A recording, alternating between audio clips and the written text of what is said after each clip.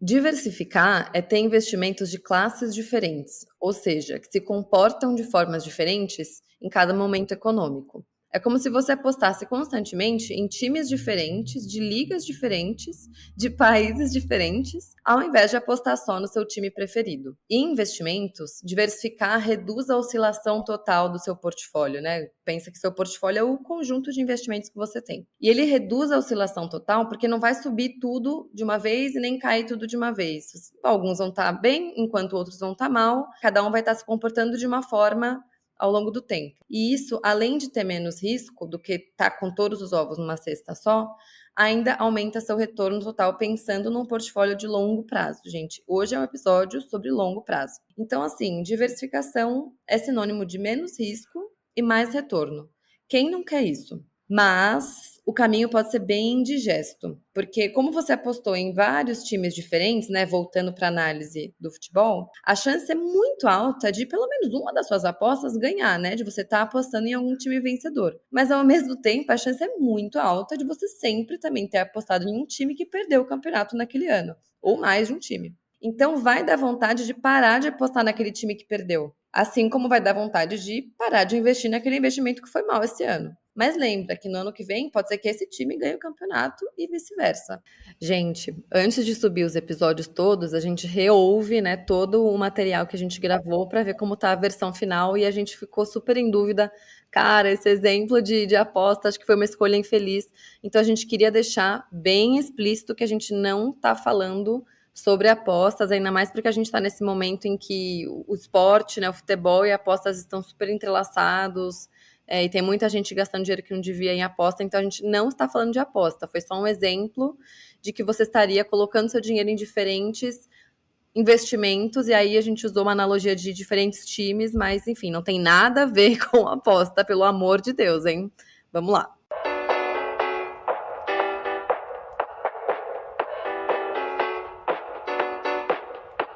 Falar sobre dinheiro é muito mais sobre as nossas escolhas do que sobre matemática. Talvez você deva falar sobre dinheiro, um podcast para quem quer alcançar a independência financeira, feito por uma carioca que já chegou lá e uma paulistana que está no caminho. Eu sou a Vitória Giroto.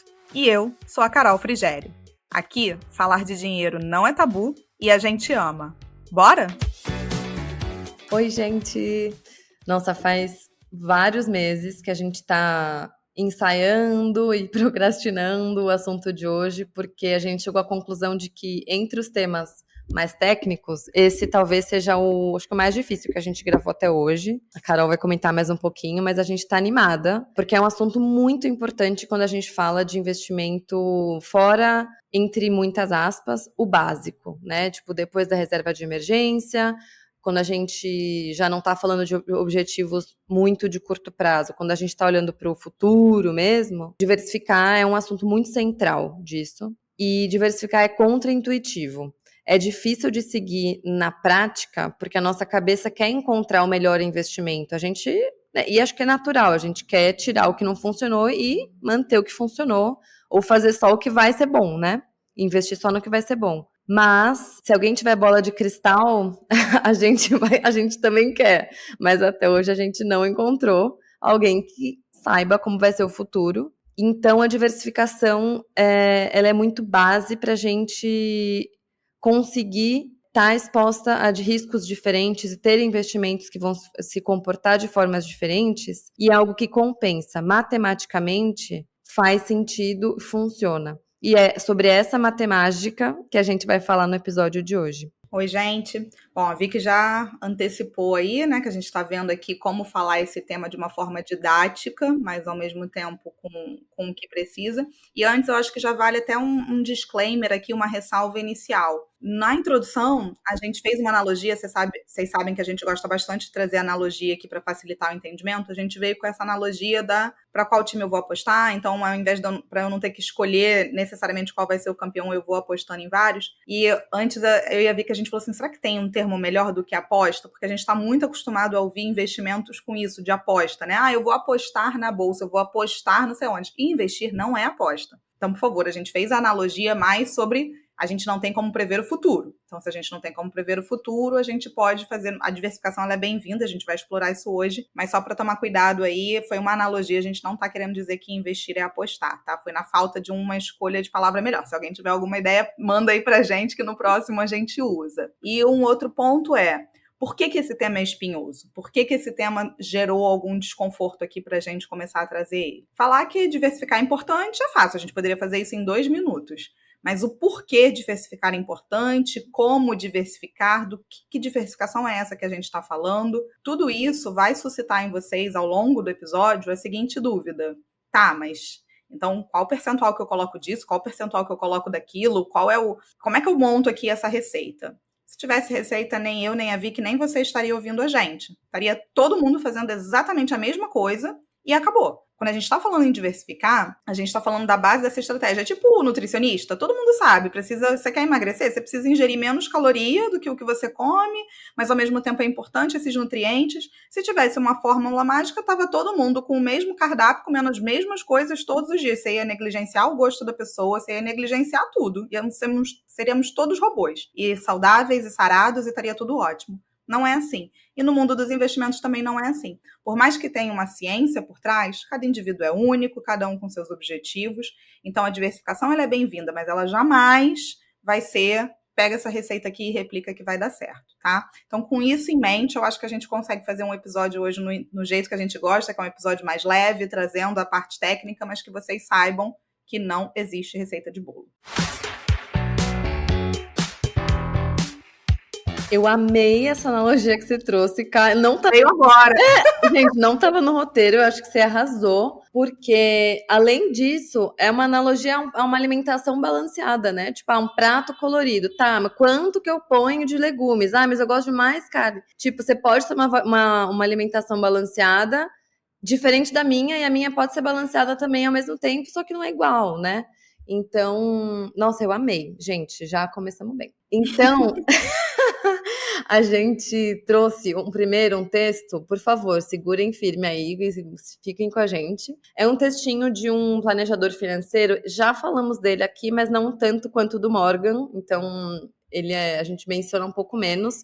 É o Carl Richards, a gente vai pôr o link desse texto na descrição do episódio. A gente traduziu o texto dele, ele tem uma newsletter super boa, ele é colunista no New York Times, e esse texto veio de lá. E é, enfim, um textinho sobre diversificação, a gente achou legal para dar o tom. Então vamos lá. Você cometeu um grande erro no ano passado com seu dinheiro. Você sabe disso agora, certo? Os únicos investimentos no seu portfólio que tiveram bom desempenho foram provavelmente ações dos Estados Unidos. Parênteses, ele está falando do ano em que ele escreveu o texto. Os títulos podem ter se mantido bem, mas todo o resto era simplesmente lamentável. As ações internacionais tiveram um desempenho horrível e os mercados emergentes também não foram muito bem. O que você estava pensando? É evidente que você perdeu uma grande oportunidade em 2014. Você devia ter deixado de diversificar e apostado tudo nas ações dos Estados Unidos. De novo, um parênteses, porque no ano de 2014, as ações dos Estados Unidos foram bem. Fecha parênteses. Esse é o problema da estratégia de diversificação em que insistem obstinadamente. Todos os anos você vai ficar insatisfeito com alguma coisa no seu portfólio. Na maioria dos anos, se você tiver pelo menos umas 5 classes de ativos, 1 ou 2 podem ter um bom desempenho, uma vai ficar lá no meio, mais ou menos, e 2 vão ter um desempenho bem ruim. E você não pode tolerar isso de jeito nenhum. Afinal, por que alguém se contentaria com algo menos do que um desempenho superior? Bom, felizmente a solução é fácil. No primeiro dia de janeiro de cada ano, basta descobrir qual classe de ativos terá um desempenho realmente bom e transferir todo o seu dinheiro para esse investimento. Esqueça a diversificação, basta escolher o vencedor. Gente, eu amo essa frase. Para que você não pense que todo o sarcasmo até agora não reflete a visão de mundo de muitos investidores, tive um cliente em minha vida passada a quem chamaremos de Dave. Dave tinha muito dinheiro. Me lembro de ter tido uma conversa em que ele estava realmente furioso com esse assunto. Ele me disse: "Isso é simples. Tudo que eu quero que você faça é me dizer o que comprar antes de subir e o que vender antes de cair. É isso." Eu lembro de ter respondido: "Sério? Por que eu não pensei nisso antes?" Mas falando sério, Sem nenhum modelo comprovado para escolher o próximo vencedor, você pode realmente apostar alto em algum investimento, em qualquer investimento? Se fosse necessário, você conseguiria escolher um e apenas um investimento para o resto desse ano? A resposta não pode ser não. Você ainda não sabe quem será o vencedor em 2015? Como você não sabe? Então, falando sério, talvez a melhor escolha seja permanecer diversificado. Sim, um portfólio diversificado praticamente garante que você vai ficar insatisfeito com pelo menos um investimento por ano. Pelo menos. Mas os investimentos que te deixam infeliz mudam de um ano para o outro. Um conjunto de investimentos zigue-zagueia, enquanto o outro zaga. Considere essa infelicidade como um sinal de que você está fazendo a diversificação da maneira certa. Afinal, é assim que os mercados funcionam. Além disso, em uma escala de 1 a 10, sendo 10 uma miséria, estou disposto a apostar que a sua infelicidade com um portfólio diversificado chega a cerca de 5, talvez 6. Mas a sua infelicidade, se você errar em um único investimento no ano, isso vai para 11. Além da diversificação, tem o rebalanceamento, que é outra coisa que provavelmente vai te deixar infeliz. Você está vendendo pelo menos parte de um investimento que deu certo e comprando mais de um que não deu certo. Isso irrita as pessoas. Elas não veem isso como comprar algo em liquidação, mas como trocar um vencedor por um perdedor. Em anos como 2014, com um vencedor óbvio, a diversificação torna-se o bode expiatório favorito de todos. Um tipo de investimento tem um desempenho muito melhor que os outros, parece uma loucura diversificar quanto mais reequilibrar. Mas esse é o problema de avaliar uma ferramenta como a diversificação de um ano para o outro. É necessário avaliar o valor da diversificação a longo prazo. E por longo prazo, estou falando de décadas. Você não está diversificando por causa do desempenho das ações ou dos títulos de renda fixa do ano passado. Você continua diversificando porque você não sabe como eles vão se sair nos próximos 10 anos. Claro, seu irmão ou sua cunhada ou um amigo do trabalho pode ter tentado escolher o investimento vencedor de 2014 e acertado naquele ano. Mas se você errar, certifique-se de ter uma calculadora à mão, porque você vai precisar dela para descobrir o quanto tempo vai ter que continuar trabalhando para compensar a perda de ter feito essa aposta errada. A gente quis começar com esse texto porque ele já tem o tom ali da ironia, né, do sarcasmo necessário, porque a gente se depara com isso o tempo inteiro, né? A gente se depara com o vizinho que falou daquilo que venceu, e aí você olha daquilo que perdeu, e aí tem aquele FOMO, né, aquela coisa, ai meu Deus do céu, eu deveria ter feito A, eu não deveria ter feito B, e aqui ele tá só falando o seguinte, vai perder. Se a gente entender isso, que vai perder em um pedaço, tá tudo certo, né? Tá tudo certo. Então, acho que esse é o primeiro tom. A diversificação, ela não é só para trazer alegrias, ela vai trazer um pedacinho da frustração também. Mas quando você entende o todo, quando você entende esse todo que você está fazendo e que isso não é um jogo de um ano para o outro, que é um jogo de mais longo prazo, tudo fica mais, acho que flui, né? Melhor. E além disso, eu acho que, para mim, até o ponto principal que a gente já colocou aqui é por que diversificar? Fora o que a gente já colocou nesse texto, mas por que diversificar? Porque só não precisaria diversificar quem está certo 100% do tempo. Tão simples quanto isso. Precisamos assumir a nossa ignorância. Eu sou ignorante, a Vicky é ignorante, você que está ouvindo também é ignorante. Você pode ser o papa dos investimentos, eu não sei quem está ouvindo aqui. Tem algum nível de ignorância, a gente nunca vai conseguir prever tudo.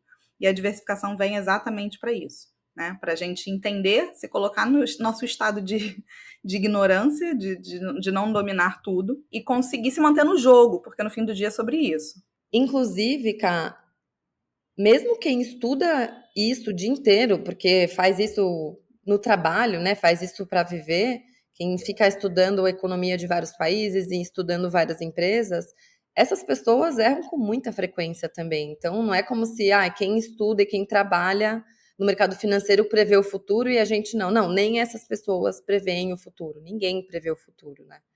Então, eu amei duas coisas que você falou, né? Uma é a gente aceitar a nossa ignorância, e não é uma ignorância no sentido de burrice, é que a gente não tem como prever realmente, e também da gente já partir do pressuposto que a gente vai sempre estar com esse incômodo da perda de algum investimento no nosso portfólio não estar indo bem.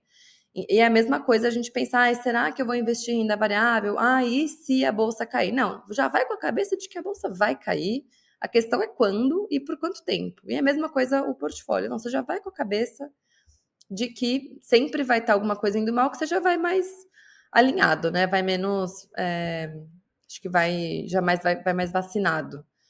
Mas eu queria trazer uma coisa que para mim foi uma ficha que caiu para mim em 2019. Eu estava fazendo um curso de finanças e assim foi uma explosão assim na minha cabeça. E aí a gente trouxe agora no roteiro para explicar para vocês que é na prática, como funciona a matemática da diversificação? Então, lembra que lá no comecinho eu falei, ela diminui a oscilação do seu portfólio e ainda aumenta os retornos.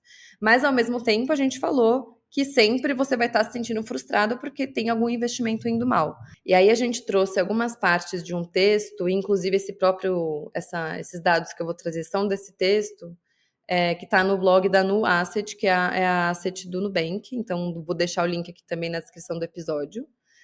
Que é um texto muito bom sobre diversificação. E aqui esses números mostram para a gente como o texto fala que como gestor, diversificar significa que você sempre vai ter que pedir desculpa, né? Tipo, o cliente sempre vai falar, mas por que o investimento tal foi mal? Ou, mas por que se a bolsa foi tão bem, por que a gente rendeu um pouco menos do que a bolsa? Por que nesse ano o CDI foi melhor que não sei o quê? Tipo, sempre vai ter que pedir desculpa porque alguma coisa não foi bem, né? Porque, de novo, não tem bola de cristal. Mas aí eu vou me ater aos números aqui. Então, essa é uma análise feita num período de 20 anos. Então, começou em 2003 e foi até 2023, dividida em períodos curtinhos, para a gente ver. Nesse portfólio diversificado, aí tem já no texto tem os detalhes de como que esse portfólio estava diversificado. Mas, basicamente, ele tinha Bolsa Brasileira, Bolsa Americana e Tesouro IPCA. É engraçado porque ele mostra nesses períodos curtinhos, né, eles fatiaram esse período de 20 anos em vários períodos menores e mostram em cada um desses períodos menores quanto que rendeu o CDI, quanto que rendeu a Bolsa Brasileira e quanto que rendeu o portfólio. Então, como o portfólio ele tem um pouco dos dois, em todo ano ele vai estar lá mais ou menos meio que numa média das duas coisas. Então, no ano que a Ibovespa, que a bolsa, né, foi muito bem, o cliente pensa, né, pô, perdi do Ibovespa, devia ter tomado mais risco, né, devia ter colocado mais renda variável na minha carteira.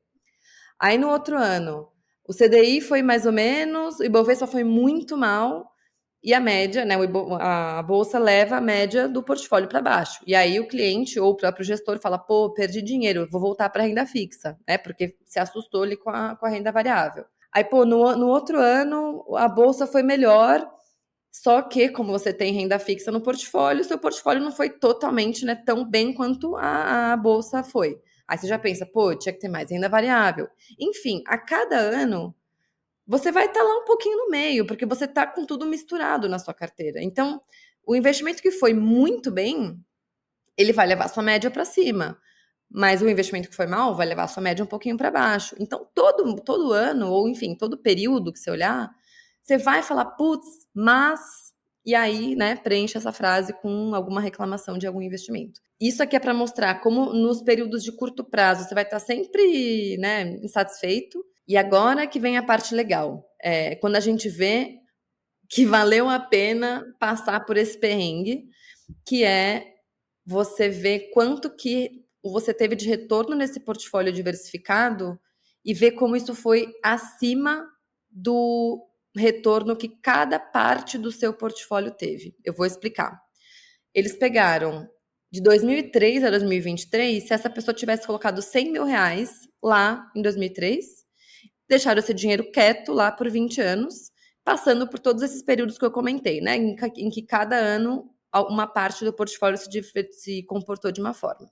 Então, deixando esse dinheiro no CDI, né, num Tesouro Selic da vida, teria ido de 100 mil para 742 mil reais nesses 20 anos. Se fosse só na Bolsa Brasileira, teria ido de 100 mil para 672 mil. Já vem aí o primeiro momento eureka, que nesse período de 20 anos a Bolsa perdeu para o CDI. Então, para quem fala, não quero investir só em Tesouro Selic, porque é muito simples. Gente, o Tesouro Selic, ele ele é difícil de bater, tá? O CDI é difícil de bater no Brasil, porque nossos juros são altos. Mas vamos pular para a parte mais legal ainda, que é ver o portfólio diversificado. Aqueles 100 mil reais investidos em 2003 teriam virado 1 milhão e 100 mil reais em 2023. E isso passando por perrengue todo ano, falando, nossa, mas o CDI foi melhor. Aí no outro ano, nossa, mas a bolsa foi melhor. Nossa, mas não sei o que foi melhor. Por quê? Porque todo ano, apesar de você não ter ido igual ao melhor investimento do portfólio, você não foi igual ao pior investimento do portfólio também em nenhum dos anos. Você estava sempre ali na média. Essa média, obviamente, ela depende de quanto você tem de cada investimento no seu portfólio. Se você tem 90% renda variável, essa média vai estar muito mais perto da performance, né, dos ativos de renda variável da sua carteira.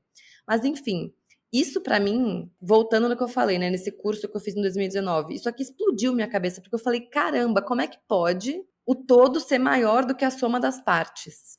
Isso eu acho muito mágico, assim, porque você tem uma performance que pode parecer em alguns anos, tá? Não em todos. Vão ter momentos em que você vai falar, uau, agora entendi o valor de diversificar.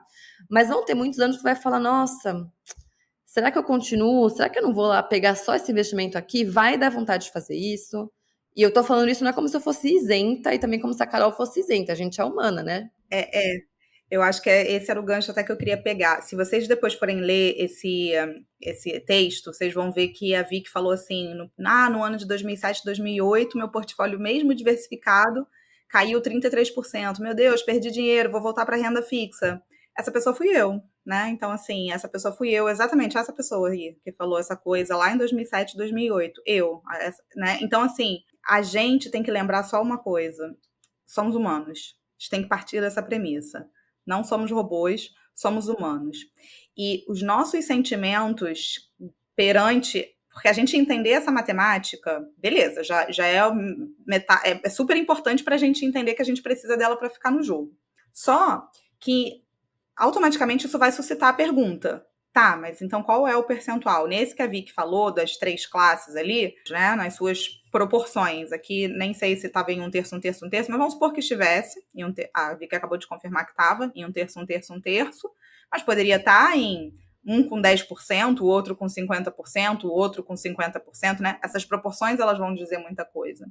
E na hora que a gente está vendo a forma como aquilo está acontecendo, a gente tem que trazer o nosso lado racional à tona para não, eu estou diversificada, é para isso que eu tenho que esperar, papapá, mas na prática não necessariamente vai ser assim. Então, se na prática não necessariamente vai ser assim, como é que a gente se blinda para ainda assim ter uma carteira diversificada, né? Para ainda assim a gente poder jogar com todas as peças no tabuleiro? Eu acho que aí é que entra uma coisa que as pessoas negligenciam muito, e é o básico quando a gente está falando de investir, que é o horizonte temporal, ou seja, os prazos dos seus objetivos. Parece simples, mas as pessoas têm muita dificuldade com saber seus próprios prazos. E eu entendo, né? Acho que a gente até já falou isso um pouco em outros episódios. A gente tem essa dificuldade porque a gente tem dificuldade de saber o que a gente quer da vida. A gente tem dificuldade de saber, mas eu não sei se daqui a 5 anos eu quero A, eu quero B. E tá tudo bem, porque a beleza da vida é justamente a gente poder mudar de ideia. Só que para os investimentos, isso é muito importante. Muito. Se a gente está colocando para algo de longo prazo, como a nossa aposentadoria, a gente tem que estar confortável com essa parcela que a gente está destinando para isso. Porque se daqui a 2 anos me deu na telha que eu quero mudar de apartamento ou fazer qualquer outra coisa e vou acessar esse portfólio que eventualmente está diversificado, todo bonitinho e arrumado para minha aposentadoria para fazer outra coisa, aí que vão entrando as cascas de banana. Então, assim, acho que a primeira coisa que a gente tem que ter em mente é, beleza, diversificar é importante, já entendi, legal. Mas eu também já entendi que não existe uma receita de que eu tenho que diversificar em percentuais A, B e C como uma receita de bolo, senão estava todo mundo fazendo a mesma coisa. Como que eu sei essa diferença de montar a minha própria carteira? 1, pelo meu lado psicológico, bem mais difícil, concordo, mas existe. E 2, pelos meus prazos. Os meus objetivos de vida são completamente distintos dos objetivos de vida da Vicky. Beleza, a gente tem uma interseção. Queremos, né, a independência financeira, beleza, já cheguei, a Vicky tá no caminho. Ok, temos alguns pontos de interseção, mas de resto, nossas vidas são diferentes, nossos estágios são diferentes. Não tem como falar que a gente é igual. Então, acho que esse é o primeiro ponto. E isso leva automaticamente a gente entender que sim, prazo está associado a risco. Não posso, em prazos curtos, ter uma carteira. Vou diversificar minha carteira com renda variável, com isso, com aquilo outro. Beleza, qual é o teu prazo? Meu prazo é 2 anos. Não tem muito o que inventar aí, não tem muito para onde fugir. Então, quando a gente vai falando de diversificação, lembrem sempre de prazo, tá? A gente precisa colocar os investimentos de acordo com os prazos que a gente quer. A gente achou importante trazer isso de quando faz sentido e quando não faz sentido diversificar, porque acho que na verdade não é só fazer sentido, é que às vezes a diversificação pode te prejudicar, se você, que é o que a Carol falou, se você diversificar, né? Ah, tem um pouco de renda variável, um pouco de renda fixa, um pouco de prefixado, etc. Para uma coisa que eu vou usar o dinheiro daqui a um ano, pode ser que você tire menos do que você colocou se estiver no momento de baixa, né? A gente não sabe como vai ser essa oscilação. Então, tem tipos de objetivos que, assim, não é que nem que não é legal diversificar, é que isso não faz sentido, não deveria. Então, não se preocupe, se você estiver começando a investir agora, estiver montando sua reserva de emergência, ou estiver, sei lá, investindo para comprar um carro daqui a 2 anos, ou enfim, dar entrada em alguma coisa, relaxa, vai no arroz com feijão, vai no que é Selic ou prefixado de bem curtinho prazo, tipo, não tem muito o que inovar aqui, porque a diversificação aqui ela vai mais te prejudicar do que te ajudar. E falando nisso, uma coisa que eu via muito nas rodas de conversa do Invista, né? A gente fazia muita roda de conversa antes da pandemia e depois online, de ver as meninas pensando, eu tô me sentindo uma investidora, entre aspas, muito iniciante, tendo só Tesouro Selic. Eu quero ter investimentos diferentes. Então, comprei um pouco disso, comprei um pouco daquilo. E às vezes você vai ver, a pessoa tem vários prefixados, só que são de bancos diferentes, que ela viu lá, vários CDBs na corretora. Gente, se você tem vários prefixados, seja Tesouro, seja CDB, eles são todos prefixados, eles são todos da mesma classe de ativo. Então você não está diversificando. Eu acho que a gente não bateu nessa tecla no comecinho do episódio, é importante a gente trazer que diversificar não é ter investimentos diferentes, é ter classes de ativos diferentes. Que isso nada mais é do que ter investimentos que vão se comportar de forma diferente dado um mesmo evento. Então, eu tendo classes diferentes, quer dizer que sempre vai ter alguma coisa indo bem. Tipo, quando a inflação cair, é importante que eu tenha pelo menos algum investimento que vá bem quando a inflação cair. Quando a Selic subir ou quando a Selic cair, tipo, sempre vai ter alguma coisa que está indo bem e que está indo mal, que é tudo que a gente já falou até agora. Então, não é só ter vários investimentos misturados lá, parecendo aquele prato no rodízio de churrascaria, sabe? Que tem sushi, milho, salada, macarrão e não, tipo, não é só colocar tudo lá. Tem que fazer sentido e tem que estar tudo coeso. E por isso que a gente quer falar um pouquinho do conceito de portfólio. Acho que eu já recebi essa dúvida algumas vezes, tanto no Clube do Livro quanto no Invista, no geral, de o que é um portfólio, o que é uma carteira de investimentos. O mercado financeiro adora botar nome bonito nas coisas para coisas que são extremamente simples, tá? É basicamente quais são os investimentos que você tem. Isso é sua carteira de investimentos. E óbvio, não pode esquecer de, sei lá, se eu tenho uma previdência, seja do meu trabalho, uma previdência privada, ou enfim, pensar em tudo que você tem, não é só ao que está nessa corretora. Se você tem conta em mais de uma corretora, tudo junto, em todas as corretoras, isso é o seu portfólio. Então, as coisas têm que ter uma função lá. Então, esse conceito de portfólio é legal para a gente pensar que tudo tem que estar encaixadinho e tem que fazer sentido, não são coisas isoladas. E aí eu tô ouvindo a Vicky, né? E eu imagino se alguém tá caindo aqui de paraquedas pela primeira vez, ela fala assim, pô, mas essas meninas já estão indo diversificar, já estão falando um monte de termo que eu não conheço. A gente já gravou outros episódios antes, né? Explicando o que é renda fixa, explicando o que é reserva de emergência, explicando o que é renda variável. Então, assim, ouçam esses episódios, com certeza esse de diversificação só vale a pena se você já tiver ouvido todos os outros episódios que a gente diz que é mais técnico, tá? Senão, realmente, esse episódio aqui a gente tá falando alguns termos que não dá pra gente explicar. Então, partindo do pressuposto que você já conhece esses termos, a gente vai ter que classes de ativos dentro de uma carteira?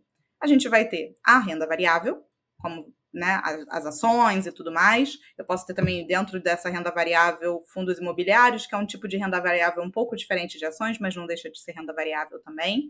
E eu posso ter ali a parte da... e outras coisas também dentro de renda variável, obviamente. Eu posso ter ouro, outros tipos de commodity, tudo que varia de preço sem ter uma regra pré-definida, tá? Não é só a ação que é renda variável. E eu tenho numa outra ponta a renda fixa, que todo mundo acha que, não, coloquei em renda fixa, não tem essa de ver meu dinheiro diminuindo. A gente também já explicou isso no episódio de renda fixa, tem sim. IPCA mais pode variar, pré-fixado pode variar, conforme marcação a mercado, não significa que você vai ver sempre o seu investimento subindo. E dentro, então, já que eu tenho esses dois grandes pêndulos, né, renda fixa e a renda variável, então são os dois grandes gigantes dentro da minha carteira, dentro de cada um desses gigantes, aí eu vou abrindo. Já falei um pouco aqui da renda variável, e dentro da renda fixa a gente vai ter basicamente 3 tipos, que é o IPCA+, é o pré-fixado e é o pós-fixado. Eles vão ter comportamentos completamente distintos entre si, né? Completamente distintos. Então, quando a gente está falando de uma carteira diversificada, não é também, eu tenho renda fixa e renda variável. Beleza, eu tenho renda fixa e renda variável, mas a minha renda variável é só ação, por exemplo, e só a ação da empresa Y, e a minha renda fixa é só Tesouro Selic. Tô com uma carteira super diversificada aqui, porque eu tenho renda fixa e tenho renda variável, mas você vai ver, tem só 2 tipos de ativo ali dentro. Não é, né? A gente precisa ter não é pulverização de sair tendo tudo dentro da carteira, não é? Você pode ter uma estratégia ali, você não precisa ter tudo, não é sobre isso que estamos falando, mas também não acho que você está diversificando só por ter um de cada lado e acabou. E, de novo, aquela pergunta que vem, tenho aqui uma coisa diversificada já na renda variável, tenho alguns tipos de renda fixa também, mas como é que eu faço? É 50-50? É 50% de renda variável e é 50% de renda fixa? É 75-25? Gente, eu adoraria ter uma resposta para isso, mas a verdade é que essa resposta não existe pelos motivos que eu já falei. Cada um tem as suas características, mas o que pensar para poder definir esse percentual?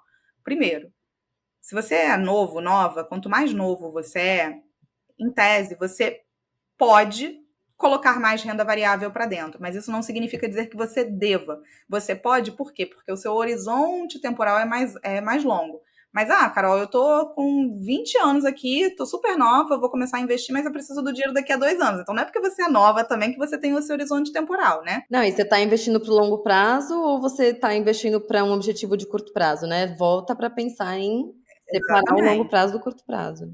Exatamente. Prazo aqui é fundamental. Jamais pensem em carteira diversificada, sai distribuindo tudo. Eu preciso voltar para o prazo. E a gente esquece isso. Eu estou batendo nessa tecla, porque o que eu mais vejo, assim, nas consultorias e tal, é essa dificuldade, não sei, a pessoa trava na hora do prazo, tá? E o prazo é fundamental para tudo.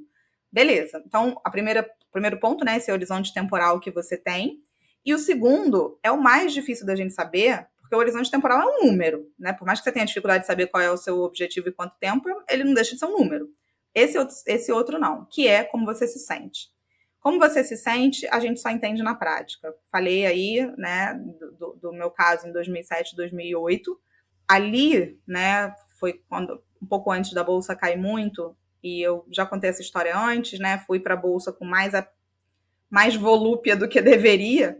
E eu acho que esse negócio me marcou tanto, né, que eu tô trazendo o meu caso pessoal, que eu não tenho a menor dúvida que isso me gerou um grande viés de preferência, eu já deixei isso claro aqui, pela renda fixa.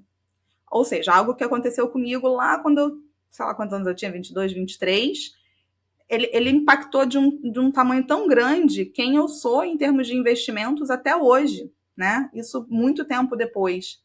Por quê? Porque me causou ali uma sensação muito incômoda, que eu não gostei, e que eu falei, cara, eu sou uma pessoa que precisa de previsibilidade. Mas será que eu saberia disso se eu tivesse passado por isso? Não sei. Será que eu teria sido uma investidora melhor, talvez, se eu não tivesse tido, vou chamar de trauma aqui, tá? Só mas não é um trauma, mas se eu não tivesse tido esse trauma, talvez tivesse mais apetite para renda variável do que eu. Jamais saberemos. Jamais saberemos. Então, o que fez a diferença?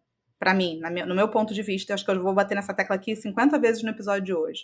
O que fez a diferença foi entender qual é o jogo que eu fico nele. Qual é o jogo que eu fico nele, faça chuva ou faça sol, investindo e entendendo que eu vou chegar naquele meu objetivo. Que jogo é esse? É a renda variável, é a renda fixa, diversificando sim, porque se a gente coloca tudo, a gente já falou aqui, ninguém vai colocar todos os ovos numa cesta só, mas entender que talvez eu não ia pender tanto para a renda variável, porque isso poderia me tirar do jogo, foi fundamental. Assim como tem outras pessoas que eventualmente vão, sei lá, com muito apetite só para a renda fixa e vão ficar, meu Deus do céu, isso daqui não é para mim porque é muito chato e eu gosto de ficar estudando sobre renda variável. Não sei, cada um sabe de si. Mas eu acho que entender essas experiências e como elas afetam vão definir também esse percentual, além dos prazos que a gente falou. Eu não sei, Vicky, você já passou por alguma situação que você fala assim, talvez se eu não tivesse passado por isso, hoje eu investisse diferente? Né? Eu não sei, assim, eu nunca encontrei, só para também deixar claro, nunca encontrei nenhum investidor que seja igual ao outro, tá? Não sei se vocês conhecem alguém, mas as pessoas que eu conheço investem de formas diferentes.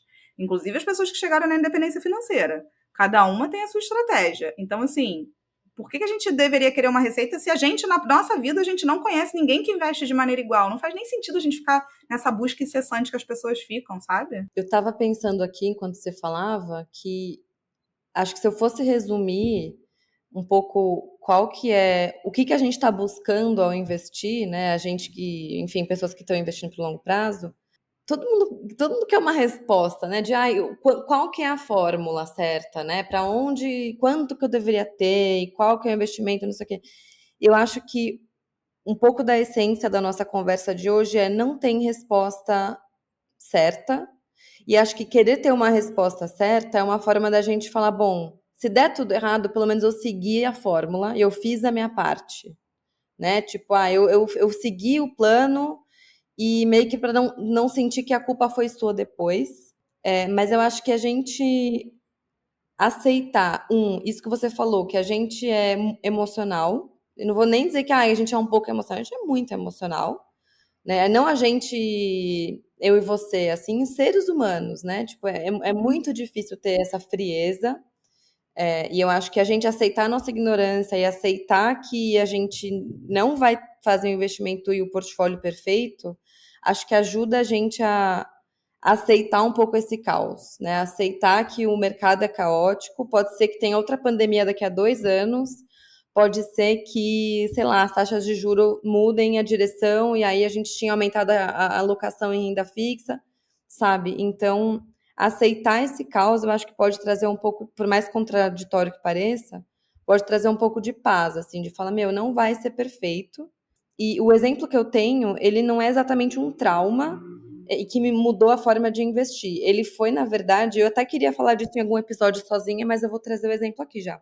Foi uma experiência bem recente e eu acho que eu nem te contei, cara. Não acho que foi um trauma, mas me ajudou a passar por uma prova de fogo, assim, que foi a primeira vez que eu tive uma experiência mais intensa com renda variável. E eu falei, não, aqui eu tenho que fazer o que eu prego. E, tipo, eu tenho que ficar na minha. Que é o seguinte, na empresa onde eu trabalho, a gente ganha ações como parte do pacote de remuneração todo mês. E quando eu entrei na empresa, 5 anos atrás, eu nunca tinha ficado muitos anos numa empresa. Então eu falava, legal que eu ganho ações, mas assim, eu não vou ficar aqui tempo suficiente para colher isso, sabe? Eu meio que deixei para lá e eu não entrava na plataforma da corretora da empresa. E que, por sorte, foi uma coisa que funcionou muito bem, porque é justamente aquilo que a gente fala, que acho que inclusive a gente pode fazer um episódio com mais calma sobre isso, que é aquele artigo que mostra que os melhores investidores do mundo são ou os que esqueceram a senha da corretora ou os que morreram, né? Porque deixaram o investimento lá quieto por tanto tempo que aí foram os melhores retornos. Porque quem fica olhando o investimento toda hora quer vender, quer pegar o lucro, quer sair quando tá caindo, enfim. E aí acabou acontecendo uma coisa parecida comigo. Eu entrei lá em 2019 e, putz, no meio do caminho a ação derreteu, aí as pessoas ficavam, nossa, agora que eu não vou nem abrir o site da corretora mesmo, porque senão eu sei que eu vou me desesperar e aí tal. Resumindo, no final do ano passado, agora no final de 2023, a ação chegou no melhor preço da história. Todo mundo se mexendo para querer vender, porque assim, ela estava num nível que a galera, assim, falou: "Nossa, eu achava que meu portfólio ia chegar nesse valor daqui a anos, e chegou agora", sabe. E aí meu olho cresceu, e eu tinha, acho que eu já falei disso em algum episódio, que eu precisava terminar de pagar a obra do meu apartamento. Falei: "Pô, com isso aqui eu quase quito a minha obra", que era um objetivo que eu queria terminar em 4 anos. Falei: "Nossa, que incrível". Só que antes de vender, e eu não quitava ela completamente, faltava um pedaço ainda.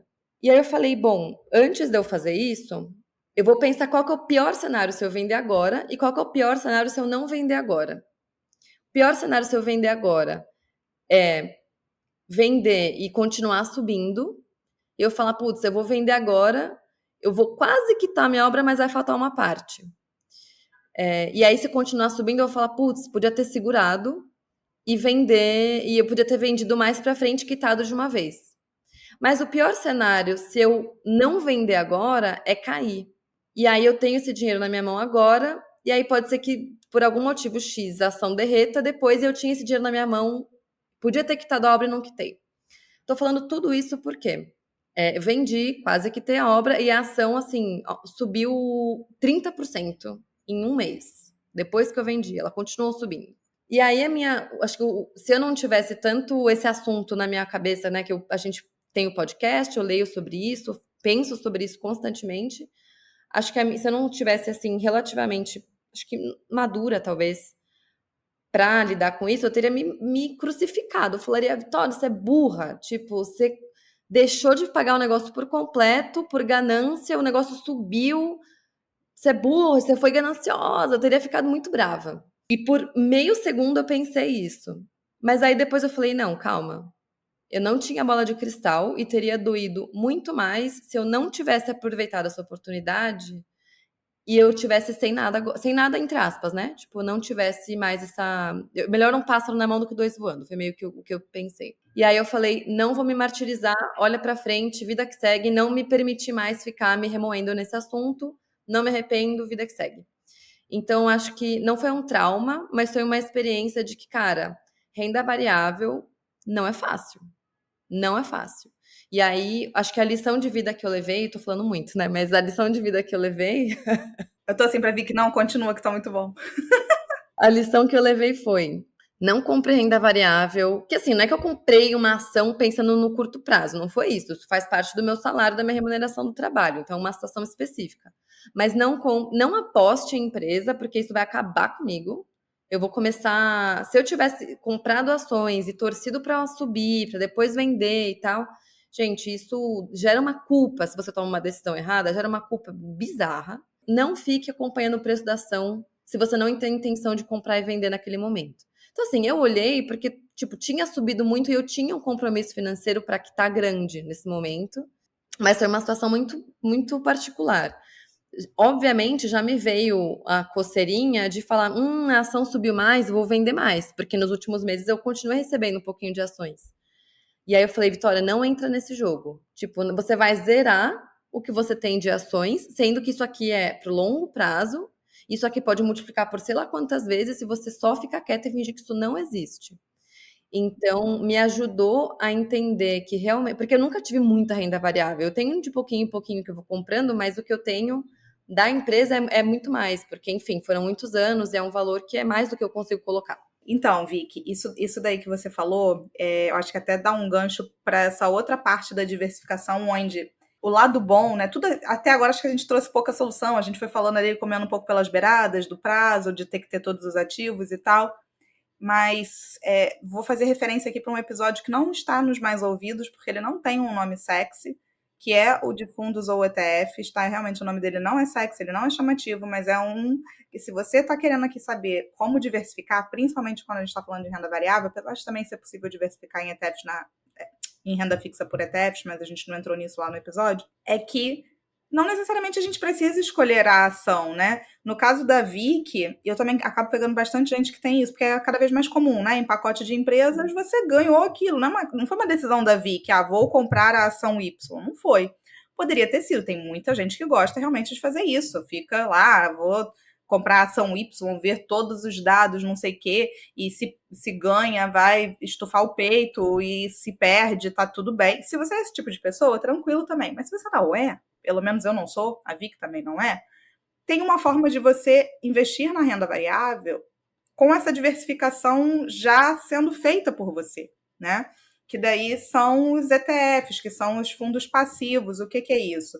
Você não necessariamente precisa delegar para um gestor, um fundo padrão de investimento, porque os dois são fundos, tá, gente? Mas um fundo padrão, onde você paga uma taxa para ele escolher as ações por você, porque assim, a gente falou aqui hoje, até dando um passo atrás, a gente falou aqui hoje de classes de ativos. Então, diversificar é ter classes de ativos diferentes. Ponto. Eventualmente, você pode fazer isso com um único veículo de investimento. Eu poderia escolher um fundo multimercado, sei lá, que faz toda a diversificação para mim, de renda variável, de renda fixa, etc., vou escolher ali o gestor brilhante top das galáxias, e ele fez essa diversificação para mim. É um caminho, não deixa de ser uma forma de diversificação. Confesso que não é o caminho que eu curto mais, a Vika eu já sei também que não é o caminho que ela curte mais, já falamos sobre isso aqui, mas o ponto é, existem formas de você diversificar, inclusive na renda variável, com essa diversificação já sendo feita por você através da ETFs, onde daí você não precisa não ter esse sofrimento do, ai meu Deus, será que está na hora de eu sair? Será que não está? Porque invariavelmente você pode ser a pessoa mais especialista, você pode ser a pessoa que faz um relatório de recomendação de ativo, de compra e venda, você pode ser essa pessoa que vende esse produto. Você pode ter certeza do que eu estou falando, você vai ter dúvida. Duvido que a pessoa não tenha dúvida. Duvido que a pessoa não erre. É impossível. Ela erra. Tem pessoas que lidam melhor com isso. Aí tá tudo bem. E tem outras pessoas que não vão lidar tão bem. Já que eu sei que eu não vou lidar tão bem, como é que eu faço para ter uma carteira que também tenha diversificação, mas que eu não precise ser a pessoa que vai estar lá analisando? E na boa, vi que assim, você realmente não tinha me contado isso, mas eu acho que essa tua decisão, esse exemplo foi perfeito, porque ela diz muito. Ela não foi só baseada, lembra do que eu estava falando da questão do prazo e tudo mais? Ela não foi só baseada no, peraí, eu tô vendo potencial se a empresa vai subir mais, qual é o cálculo que eu fiz aqui do valuation da empresa, se ela vai ter potencial de ganho, se ela não vai. Não, no fim do dia ela foi decidida com base no quê? No que eu tô precisando na minha vida agora, que eu posso eventualmente já quitar e já ficar feliz, com o que de repente esse dinheiro. É baseado. Essas são as decisões que a gente toma o tempo inteiro. É baseado no momento que a gente está vivendo. Já imaginou se fosse uma receita de bolo? Se fosse uma receita de bolo, seria um problemaço. Então, assim, não achem que diversificar significa que você tem que sair investindo em todas as ações, 20 ações diferentes, ter isso no seu portfólio que você não precisa, tá? Ouça o episódio lá sobre ETFs, a gente não vai falar sobre isso aqui, que não é o intuito, mas dá para você fazer uma diversificação sem ter essa coisa, esse negócio de ficar escolhendo o tempo todo. Agora é renda variável, não vai deixar de ser, tá? Não vai deixar de ser renda variável, não vai deixar de subir, não vai deixar de cair, não vai deixar nada disso. Pode ficar 10 anos andando de lado, pode ficar 10 anos andando de lado, mas através de uma outra abordagem. E, inclusive, tem uma das formas de diversificar em renda variável é você não ter renda variável só de um país ou só de um mercado, justamente porque pode ser que algum país, sei lá, entre numa crise, sei lá, que ande de lado por muito tempo, mas aí então tenha de outros e tal. A gente falou disso no episódio que a Carol comentou, de fundos ou ETFs, mas acho que a gente ainda pode, em algum momento, falar em mais detalhes sobre tipos de ETFs que existem. Se vocês procurarem, gente, vocês estão a um Google de distância de quase, né, de quais são os ETFs disponíveis, mas a gente quer trazer isso para cá mais ainda também, até com gente do mercado de ETFs. Esse episódio, só porque eu não falei o número, Hum. tá? É o número 15, esse episódio que a gente falou. E aí, como a Vicky falou, em algum outro momento a gente vai fazer um depois focado em ETF, porque nesse a gente estava querendo comparar as duas formas de investir, né? O outro agora vai ser sobre como escolher ETFs. Uhum. E você me lembrou de uma coisa, que é, eu já vi, tanto porque eu já fiz alguns momentos de consultoria ao longo da vida, mas porque enfim, tenho amigos que fazem também, e até você mesma, vejo clientes às vezes chegando com uma planilha com, sei lá, 20 investimentos, falando, me ajuda a organizar isso aqui, que eu tô com um monte de coisa. E aí você vai ver, ter investimentos demais, às vezes é até prejudicial, porque você meio que perde a visibilidade, o controle. Você está pagando caro em um e não sabe. Você teve um que está com um puta de um come-cota, sei lá, e você não viu. Ou o outro está indo super mal, só que como você tem muitos, você não percebe que na verdade ele é ruim. Então, a gente inclusive vai fazer um episódio sobre isso, que menos é mais. Assim, é importante ter alguns, né, ter classes diferentes, mas também não se sinta não tem benefício necessariamente você ter cada vez mais investimentos. Você não precisa. Eu acho que é normal a gente sentir que ter mais investimentos é igual a diversificar. A gente já disse que não é. E além disso, é mais prazeroso e mais prático você acompanhar o seu portfólio, você conseguindo ter visibilidade dele de uma forma simples. Cara, eu tenho esses. Eu não vou falar o número porque eu não quero ancorar ninguém, mas sabe, tendo esses poucos aqui e tendo tipos diferentes também. Seja, eu tenho o meu plano de retenção da minha empresa, eu tenho. Tem gente que, enfim, ainda gosta da ideia do imóvel e a gente não vai julgar aqui, não estamos entrando nisso. Tenho o ETF X, tenho o ETF Y, enfim. Tenho a renda variável assim, tenho a renda variável assada. e ter meio que o seu time ali, a sua seleção da Copa, e fica com a tua seleção da Copa, sabe? Não precisa ter 1000 tipos. E só para acho que fechar, a gente está chegando bem no finalzinho, a gente já cobriu praticamente tudo que a gente queria cobrir. O que eu queria trazer, acho que é uma analogia. Quer dizer, não é uma analogia, não, é só resgatando uma coisa que a Carol falou e resgatando uma coisa que eu falei. Ela falou, cara, a teoria é linda, a prática é bem mais difícil, porque obviamente a gente tem os nossos vieses, a gente tem nossas preferências, a gente é humano, não tem duas pessoas que investem da mesma forma. Então tem o ponto que ela trouxe, né? Ela teve uma experiência mais de 10 anos atrás que deixou ela com, não sei se é medo é a palavra, mas fez ela não gostar tanto de renda variável. E isso, assumir isso já é um ótimo, tipo, é um enorme passo. Porque a gente sabe, a gente assumindo quais são os nossos vieses, a gente já consegue se planejar e se programar tendo eles no radar. Pelo menos a gente diminui a nossa ignorância ao assumir qual que é a nossa ignorância. Faz sentido isso, cara? 100%. 100%. É exatamente isso. Dado que eu sei que a minha tendência natural é evitar essa classe de ativo, como que eu posso, nesse momento de racionalidade que eu tive, que não vai acontecer o tempo inteiro, me driblar de mim mesma para ter isso na carteira? Ah, vai ser através de um ativo que eu não tenha que pensar nunca onde eu vou investir? Vai ser através. Eu não sei, cada um vai ter a sua resposta, mas a gente precisa vira e mexe eu falo sobre autoconhecimento aqui, mas é porque eu acho que tem muito a ver com realmente com o mundo dos investimentos, sabe? Uhum. E com certeza a renda variável ocupa esse lugar para mim. Então, beleza, eu decidi, né, em algum momento qual vai ser a forma como eu vou fazer isso, e é esse o percentual, e é isso aqui que eu vou seguir agora, de uma forma que eu esteja confortável, que eu esteja vendo todo o resto. E por quê? Porque tem gente que poderia chegar à conclusão de que nem quer renda variável. A gente já falou sobre isso aqui. Cara, eu não quero renda variável, eu quero ter uma carteira diversificada só dentro da renda fixa, eu quero ter só esse ativozinho daqui, eu sei que eu não estou diversificado.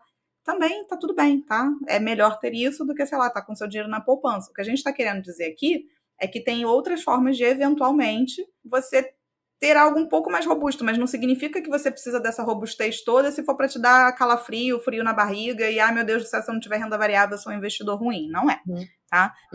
Vou começar a julgar aqui que o investidor ruim é aquele que muda de estratégia ano a ano, todo ano ele muda de estratégia. Isso é um investidor ruim.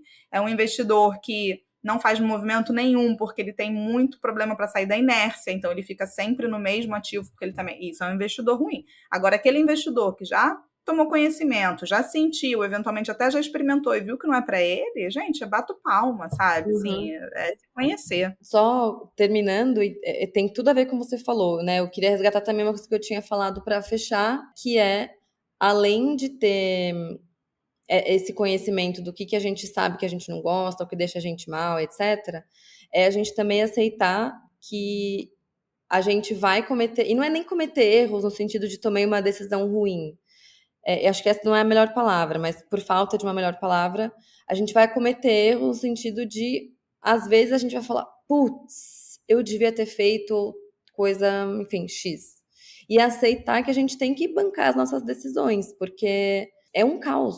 A gente está tentando colocar um pouco de ordem no caos. E o que é o caos?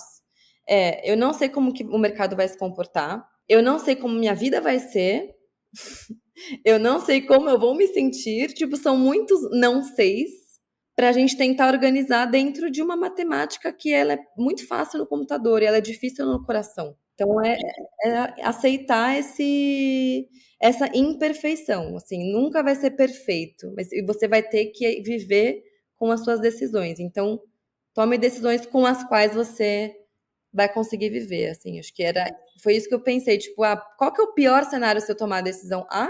E qual que é o pior cenário se eu tomar a decisão B? Com qual deles eu consigo viver mais, né? Qual que vai doer menos? Esse. Então vamos nesse. E sabendo que pode acontecer o pior cenário.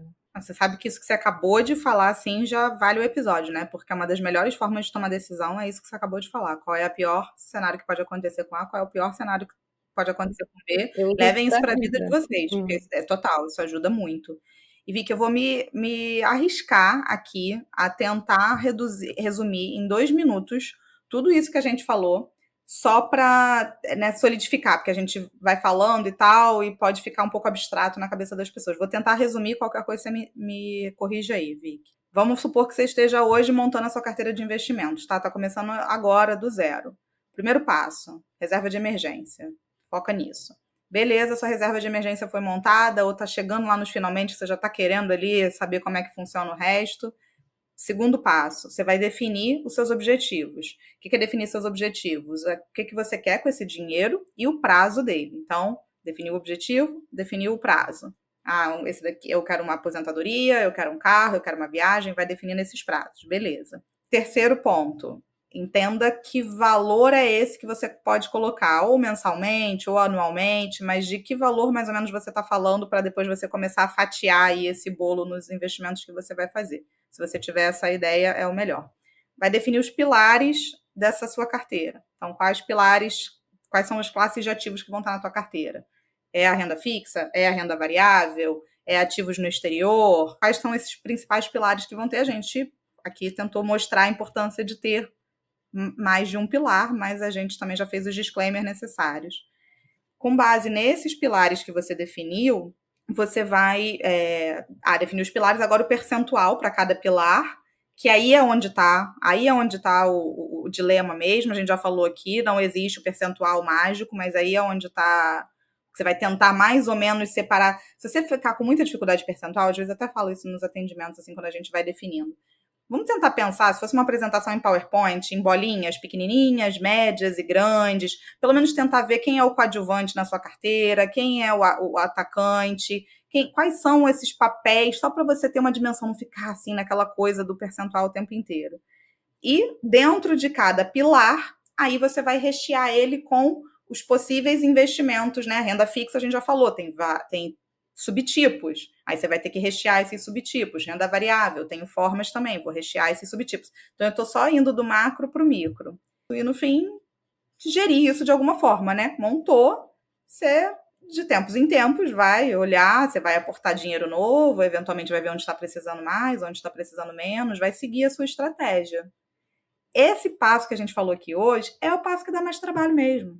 Tá? É o passo que dá mais trabalho. Depois vem a execução e ajuste fino. Você nunca vai parar de fazer ajuste fino. Você vai ter um ajuste ali. Você vai se deparar com um dilema, um dia qualquer que você nem tinha previsto que ia se deparar, como a Vicky se deparou, como qualquer um de nós vamos nos deparar. E é isso, aprendizado contínuo. Investir, você vai investindo, vai investindo, vai investindo, vai ganhando maturidade, vai conhecendo novas possibilidades, as coisas vão mudando, mas a base está ali, que é colocar o dinheiro para trabalhar para você. No fim do dia, sobre isso que a gente está falando aqui, aprender a colocar o dinheiro para trabalhar para a gente. E aprender a lidar com os dilemas do investimento, que eu não sei se a palavra que é sofisticado, né? Mas a gente não tem esses dilemas com um Tesouro Selic na renda, na reserva de emergência, né? Você não vai ficar vendo a performance, não sei o quê. Então, é quando a gente vai para esse novo passo como investidora que a gente enfrenta esses dilemas e que a gente tem que aprender a viver num mundo em que eu não sei se eu estou fazendo o que é o melhor, mas é o que está fazendo sentido e tem um racional por trás. E conseguir conviver com essa dúvida, né? Conseguir viver com essa incerteza. Então, se apega aí nessa estratégia, se apega no que você sabe que é certo, e aí tem que, só, entre aspas, né? Só continuar fazendo isso por 20, 30, 40 anos. É isso aí.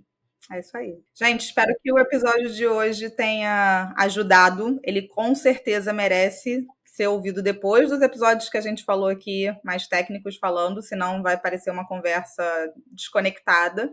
Mas depois disso, eu espero que tenha sido útil para trazer um pouco mais de paz aí para o coração de vocês. Esse era o intuito aqui hoje, né? Trazer um pouco mais de paz de que não existe receita de bolo, somos únicos, mas que diversificar é importante. No fundo, esse é o resultado. E a gente estava quase esquecendo, se você quiser consumir mais conteúdo para ajudar a digerir o episódio de hoje, a gente trouxe uma dica de um cara que a gente admira muito, a gente já falou dele, do Amuri. Inclusive, em breve, a gente está super animado. Em breve a gente vai conseguir gravar com ele já topou, estamos bem animadas.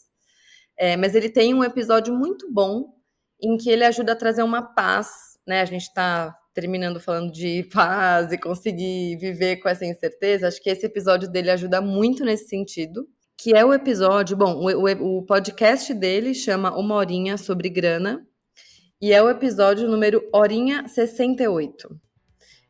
O nome do episódio é Tá na Hora de...